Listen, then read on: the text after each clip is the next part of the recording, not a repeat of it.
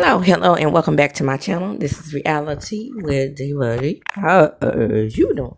Well. I've been gone for a minute now, back with the jump on. Now, let me just tell you this. Now, I haven't been on this damn thing in probably like almost a week. That's a long time for me because I've been cranking out the videos. But I'm going to make this a piping hot tea, and it's going to be real quick. I would normally do a video as a recap, but I'm 2 episodes behind on Basketball Wives, so let's just do a piping hot tea for all of the things that happened this week that I didn't report on. Your girl started a new job, so because I haven't worked in years, okay, since my baby was born, my little 8-year-old. I just, no, when I get out of work, I'm exhausted. So I said, okay, well, Monday when I got off work, I said I'll do the video when I get off Monday. I lay down. And then after that, Tuesday through Friday, I did the same thing. And even Friday, I was like, I have all day because the kids didn't have to go to daycare. So I was like, well, I got all day to do the video. Soon as I got off work, back to the couch. So that's neither here nor there. I'm just giving you a little 411 on what it's been like. Now, let's get to the RIPs real quick. RIP to Chuck and Malcolm Jamal Warner. I know these things happen. They have saddened the Black community. And I'm not mentioning it, Hulk Hogan, because, you know, his deal, he was a Trumper, Trump did orange man. He was very orange himself. So he understood the point of drinking the orange Kool-Aid. He was a real American. He fought for the rights of every man. So my thing was with him, I was thinking to myself, I said I should have known he was a damn racist because for the simple fact that he was a real American. And when people sing songs like that, you just be like, they're patriotic, but then they're the opposite of real patriots because they really don't like other races. Them kind. So there's that, and then people have been posting. It means that he is in heaven with JYD. I was like, I think he's in a different heaven. He ain't up there with Jay. I wonder if JYD know he was racist. They seem to be good friends, but you know how that is. You know, white people are better at hiding racism than black people are. Well, you know, then there's the fact that most black people are not racist. It's not a place. It's not a time. I've never heard a black person say, oh, we just need to break off from the world and start our own community. Because, I mean, we wouldn't have resources. Most of the doctors are white. Most of the lawyers are white. Most grocery store owners are white. I mean, it's a situation where black people have to acquiesce in order to get goods and services. So most of the time we have to deal with Caucasian people at some point. I mean, they start factories and schools and things like this in sundown towns where they really don't want to deal with us. But those sundown towns, I bet they're all related. But that's neither here nor there. The point is, he was racist. I didn't know it until he just let it all hang out, didn't he? But goes for Malcolm Jamal Warner. I liked Malcolm Jamal Warner. I liked Cosby Show growing up, but I never looked at them as that family that I wanted to be because, hell, I just didn't know that I wasn't that family. I can remember in a 2-parent household, but I thought we was middle class and doing well. So I found out they were working class. Both of my parents worked in factories, but I mean, they weren't a doctor and a lawyer, but I was good. Had plenty of food to eat. Never was hungry. Never had the lights cut off. Neither here nor there. I was never jealous of Malcolm Jamal Warner growing up with 2 black parents. I was impressed with the show. Thought the show was funny. I enjoyed him on the show. And that's that. You know how like a lot of people have been saying, he was everybody's brother. And he was, you know, that family was a black family that everybody wanted to be. To me, I was that black. I lived that already. So whatever. But that's neither here nor there. RIP to our own Michael Jamal Warner. And I cannot pronounce Chuck McGill's man, baritone not Trumpster, but trumpet player. Ooh, baby. I'm just saying. And he'll know that. Oh, Ozzy died too, but he was racist too, so we don't talk about him. Moving right along. Let's get into this Basketball Wives tea. Now, I watched all the episodes. I did, but like I said, I'm not going to go over with the whole recap type of thing. I'm just gonna start with the last episode, which I think was episode 9, and where we started with Jackie, because we know all those things that happened in the beginning with Fluff, how Brittany just couldn't stay out of their business, right? And she crying, she's upset, she's not understanding. Oh, that happened with my mom, and Denise just sitting there, Trinity 357. Everybody on the show pumping Chantel up to the confrontation happened, and from what I've seen, most people are on Jackie's side. Now let me give you my take as a former social worker that worked with DHS, worked with mute kids, worked with neglected kids, all over the state of Mississippi. Let me just say this. I'm going to go by what I saw on the show, okay? So we see the show. We see Jackie and Chantel going back and forth, right? There's nothing wrong with that. This is a grown woman, okay? This is not a child. This is Jackie's child, but she's not a child. She's an adult, okay?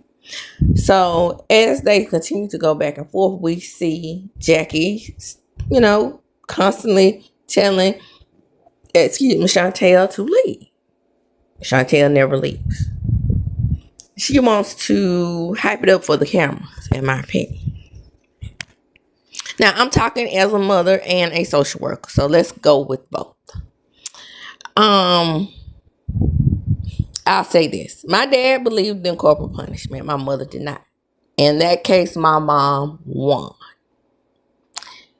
My sister and I only got spankings from my grandmother primarily on my maternal side, and my grandmother on the paternal side. And I think my mom was probably the original millennial mom, because, baby, she did not allow people to put their hands on us. So she confronted my paternal grandmother. I don't think she minded us getting whippings. I think she minded my paternal grandmother's method, because she was the one who would pick up anything. She was the flip-flop, extended cord, whatever. My mama used to tell her, look, I don't mind you whipping them because they keep you. You keep them, but switches only. So she had stipulations. But anybody else outside of those two, she wasn't having it, okay? And didn't really have it with my dad, because he spanked like my grandmother, which was way harsher than what her mom did, because her mom was strictly switches. And then you have people out there who believe that all corporal punishment is abuse. I'm not of that belief. Now, does it come from slavery? A lot of people think that it does. That's just like buck breaking, right? A lot of people think that buck breaking came from slavery. No, there are gay people all over the world, and there have been gay people all over the world if you really do research since the beginning of time. The same thing with corporal punishment. Now, I go by indigenous tribes when I talk about corporal punishments. And when I talk about indigenous tribes, I am not talking about the people of the Caucasus Mountains and in the caves. I am talking about indigenous people from Africa, from America, from Australia. These countries and continents are what I speak of, because they have traditions, and I'm talking about uncolonized indigenous people. They have traditions outside of what is considered civilized, right? So my mom, and for thousands of years, hundreds of thousands of years, billions of years, if you will, these traditions, right? So they've been passed on. So, like I said, my mother was a avid watcher of documentaries. She loved National Geographic and stuff like that. So I watched with her a lot of indigenous tribes, right? So we're not gonna say that corporal punishment is only of slavery, because I would see, you know, the indigenous tribes, a lot of people in these indigenous tribes speak to their children in their language and pop, pop, pop. You know, if they went too high up a tree, you know what I'm saying? If they played with the monkeys too long, because that was a thing in these indigenous tribes, they would, play with monkeys. And these people would try to interpret what they were saying, right? If they were allowed to have cameras in these indigenous tribes. A lot of times in indigenous tribes, watching these shows, the cameras were strategically placed because a lot of times, they didn't want outsiders in their vicinity or to colonize. A lot of, rainforest indigenous people in the Amazon. My mother watched all these shows. And if you think that these people did not spank their children, then you are insane to think otherwise. And they are not bothered. No protection from DHS. Maybe protection from the chief. I don't know. But there was no protection from DHS, whereas, people go back and forth with how DHS protects children, but they didn't have it because what? They're not colonized, right?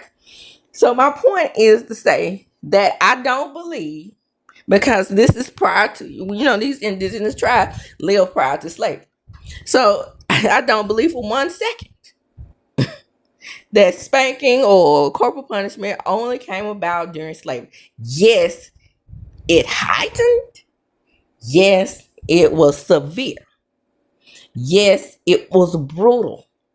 That is the difference between very much chastising your child and being brutal.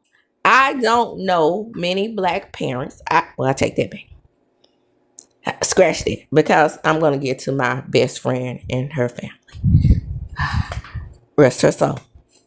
I just read a letter from my best friend discussing her mom, and it almost made me cry because I have experienced through her personally what Chantel and Takari went through. But I'm just saying, just historically, I don't think we as black people, especially black people that don't believe in corporal punishment, and especially black people who think that corporal punishment only came about during slavery. I do most of my things from indigenous tribes, which is the same way I feel about religion. No religion, no Jesus, no Allah, none of this in indigenous tribes. None of it. Don't see none of them getting around, getting on the knees, praying to the outside.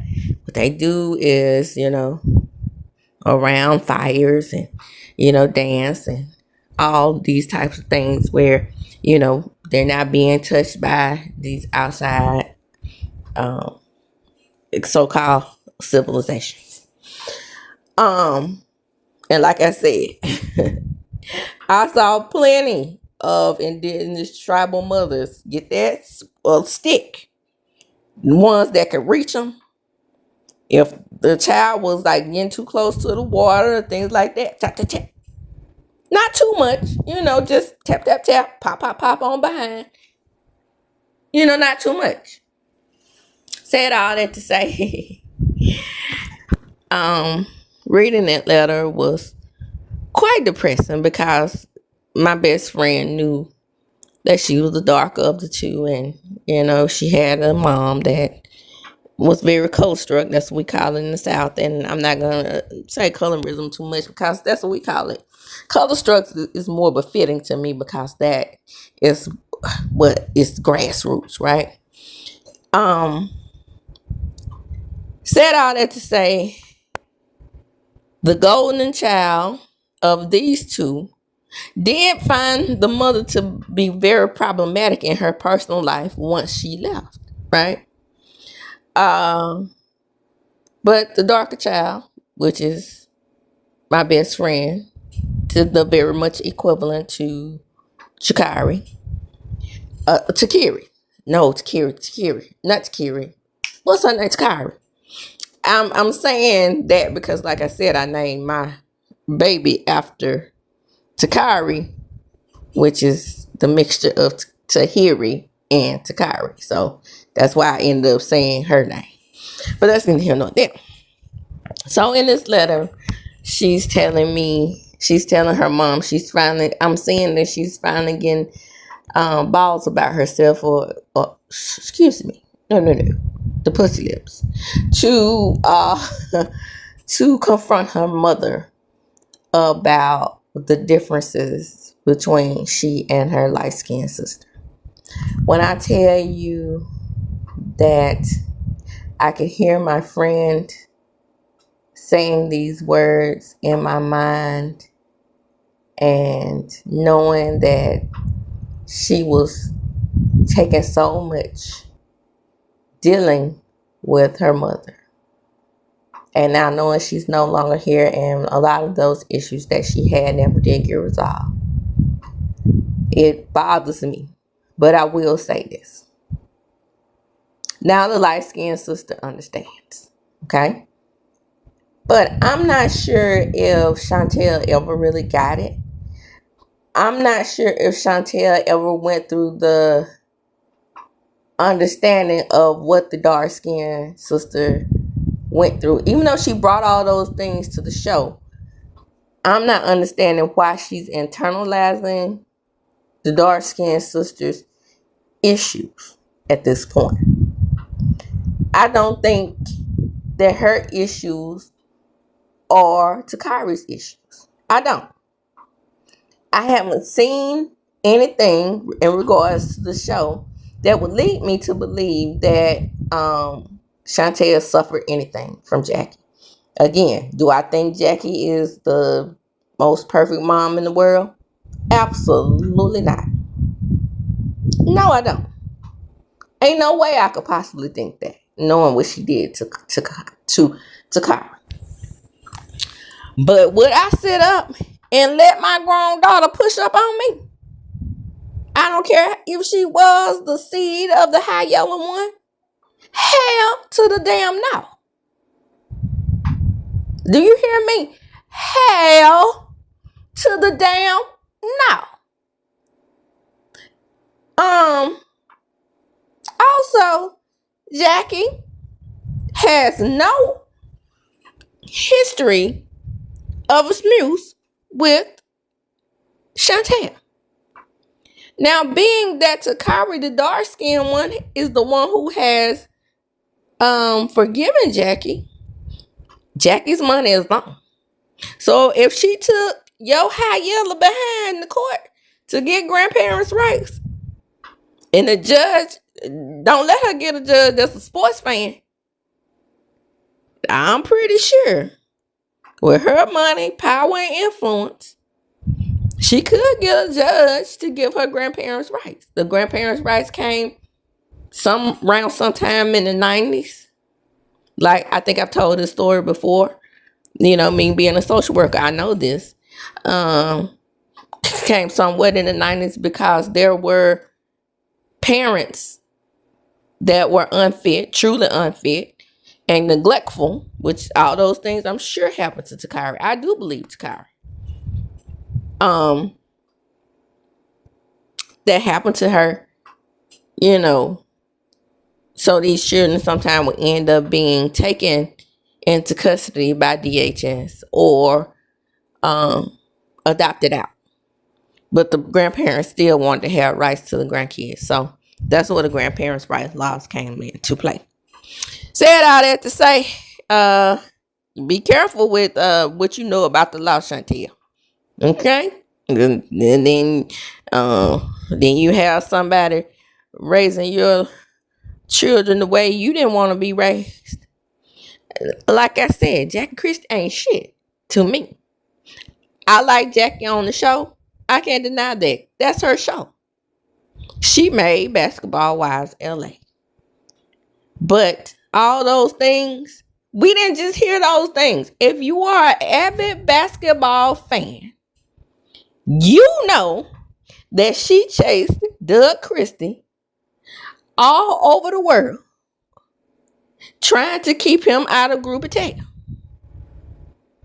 But I would always say, even as a young girl, I probably started watching Doug Christie on TV when I was 15, 16. I would even say it then, with her being every game in the locker rooms, all up in the damn videos where he can't even talk on the side with the sideline. What you call those reporters? Female. Everybody didn't want Doug Christie because he looked like Skeletor to me. Okay, that lets you know he ain't handsome. But the thing about it is, he's also a basketball player. Okay, so that's what she was protecting, because she damn sure wasn't protecting him looking good. Because if he was a regular high yellow Negro on the street, I don't think I want it. But you know, there are girls out there who probably would have wanted him, because they'd be like, "Girl, I'm gonna have a baby with good hair." Now that's slavery shit right there. That's neither here nor there. Point of the matter is, to me, it wasn't just about all of the things that Chantel went through. It was the disrespect with her being on the show. It was the you pulling on me, you tugging on me, and you think that I'm not gonna hit your ass back. I mean, that's reverse. In the reverse, am I correct? You don't want Jackie hitting on her, right? Jackie probably wouldn't have raised a hand to her had she not hit her first. That's what I saw.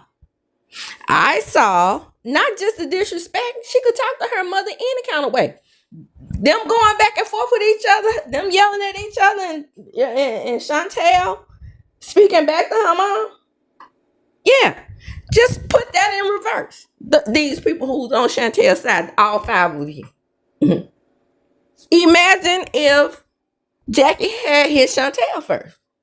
You would probably want Chantel to hit Jackie back. Same thing. Let Jackie knock the hell out of her because she hit her first. That's what I'm looking at. I'm not just looking at, mother and daughter disrespect. Even though she's hella disrespectful and she was the golden child, and I don't think she was a smooth. But do I think that she was possibly neglected for Doug? Yes, I do believe that a lot of times with Jackie, her children are also jealous of their dad. Because this woman poured her whole heart and soul into her husband. I don't even know why she had kids. Because her life and blood and sweat and tears is Doug. That's just like a child man to her. Or a man child, whatever you want to call it. That's a child right there. That's who she raised. And people are asking, where is Doug? Where is Doug? No, Doug saw the show. He saw where his badass daughter put his hand. You bad enough to give a lick, you bad enough to take a lick. Generally speaking. Again, I'm not talking about the mother-daughter dynamic. Because do I feel like she was being disrespectful to her mother? Yes. But do I feel like, just like when my best friend, when she finally got the pencil lip to tell her mom, you show differences between me and my sister, and I can see it because she's lighter than me. When I saw those words on that paper, on that letter that my best friend wrote me when we were 16 years old, okay, I knew that I had to, well, first of all, I was going to say something anyway. But I knew that I had to come down and express, me living through these things through my best friend. Like I said, that was my soulmate. No different. That was my soulmate. That was my friend. That was my extra +1 sister, because I have a sister, and me and my sister have a decent relationship, but we haven't always had a decent relationship. And my mother didn't make differences between me and her because I was the lighter version of us two. So it wasn't that. We just didn't get along growing up. But we're close now, and my best friend was able to finally make amends with her sister. Her mom, not so much. But she did, in fact, turn into the Takari. Because at this point, Takari is the one who's in the news. She is the one who's in the news defending her mother. Same thing with my bestie, right? She spent her whole entire life seeking the approval of her mother. And she bent over backwards to satisfy her. And I don't know if that resolution ever came. I don't know if they ever made amends with each other to the point where it wasn't just about I almost said her name, my girl doing for her. Because you know what I'm saying? When you are a do girl or do boy or whatever for your parents, because you feel like you're obligated to do for them, then you do become tolerable. I wouldn't say a favorite. You become tolerable. And I think in reverse, I think that's what happened to Takari. Is Takari the do girl? No, because Jackie has resources. I'm talking about as far as showing her love, showing her respect, showing that, she's moved past her issues with her. Did my best friend ever move past her issues with her mother? Never really. Can you ever? I don't know. But Takari is the one who's on the TV screen and talking to people saying that she loves her mother, and she understands better what she had to go through then. And I think my best friend and her sister realized that as a single mother, a single teen mother at that there were some sacrifices that their mother had to make in regards to them. And I think, just the fact of the matter was that she was still my best friend's mother. I feel like she still felt like she had to, be a daughter to her. And again, I don't think they ever received that, that resolve that needs to be done between a mother and a daughter. Because the last time I saw her alive and walking on this earth, they had just had a heated argument, and my friend decided that she was going to pack up her shit and her child and mosey on back up the road out of Mississippi at that. Because we were supposed to do some things together that weekend and we didn't get a chance to do it. And I hate that she left early without us being able to do those things, because she, against my advice, stayed with her mother when I told her, good, go to a hotel. You can afford it. Why she continued to stay with her mother, I will never know. But that's neither here nor there. I have the experience as a social worker, and I have the experience of having a best friend that was in Takara's position. For real, for real. This is real life, okay? And the lick that Chantel had to take was not from me just saying, she didn't have any right to disrespect her mother. The lick she took was, hey, you hit me, I'm going to hit your ass back. And do I feel sorry for Chantel for taking that damn lick? Hell to the damn no. She had it coming. In the words of the ladies on Chicago, the musical, she had it coming. She had it coming. And as I do when I close, I'm going to chunk them up. Deuces, come on in, like, comment, subscribe to my channel. It would be greatly appreciated. Please, please, please, please, please share the video, because like when I share my own links outside of YouTube,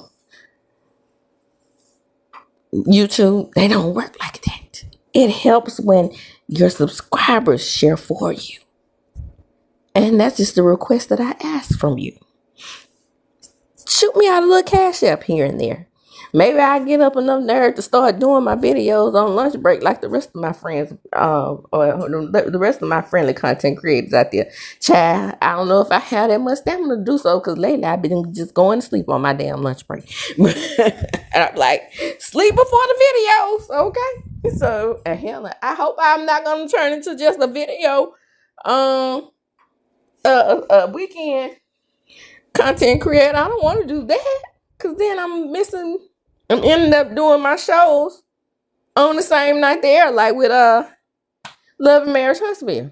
I'm gonna have to probably do 2 recaps of that, but and then I have to catch Real Housewives of Atlanta before it airs tomorrow. But anyway, we'll figure it out, won't we? Give me some advice on how to handle that. Drop down in the comments. Let me know what you think. Let me know. Do you believe? Some people believe that all abuse is all corporal punishment is abuse. I don't believe that way, and I'm never gonna believe that way. Again, like, comment, subscribe to my channel. Hit the notification bell button. You will be notified when I upload a video. Share the video. Because sharing is caring. Like I said, as I do want to close, I'm gonna talk about deuces.